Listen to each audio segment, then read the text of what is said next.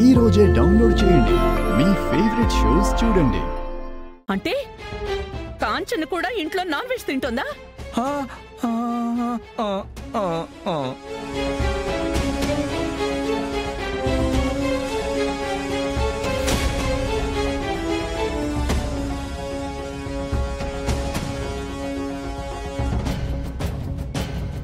Chicken biryani అద్దరిపోయి ఉండదమ్మే, పొట్ట నిండుగా ఉండదు.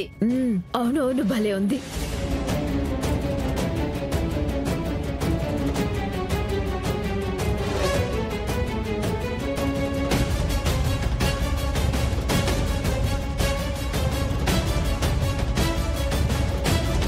కార్తీక మాసం పూజలు చేసే ఇంట్లో నాన్ వెజ్ తింటూ ఇంటిని అపవిత్రం చేస్తారా? ఎంత ధైర్యం మీకు? వదిన గారు, ఏంటండి ఇట్ట వచ్చుండారు? పెద్దమ్మా, కార్తీక మాసం చికెన్.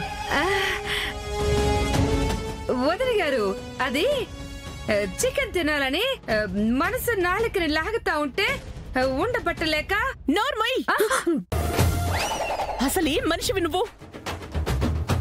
మనసుని కంట్రోల్ చేసుకోకపోవడం కాదు, ఒంట్లో కొవ్వుని కంట్రోల్ చేసుకోలేకపోవడం. ఏ అనన్య, ఈవిడి కంటే బుద్ధి లేదు, నీ బుద్ధి ఏమైంది? ఆనందా, ఏమైంది?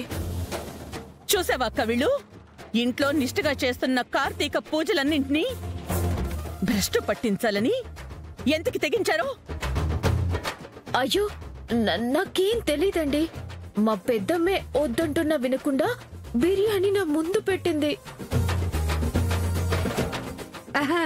అవును వదిన గారు, మా అమ్మకి లెగ్ పీస్ వేసుండా, లేదంటే గొడవ గొడవ చేసుండేది. పెద్దమ్మా, అసలు ఏం మాట్లాడుతున్నావు నువ్వు? అవును మరి, నిన్న బిర్యానీ తినాలని అంటేనే కదమ్మే చాకరానికి డబ్బులిచ్చి మరి బిర్యానీ తెమ్మని పంపించాను.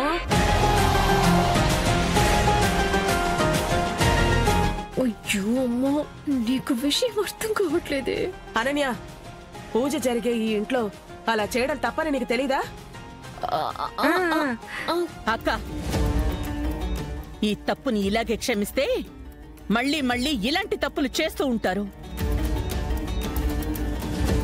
దేవుడి విషయంలో మనం ఎంత నిగ్రహంగా ఉంటామో, ఎంత పవిత్రంగా ఉంటామో వీళ్ళకి అర్థం కావట్లేదు.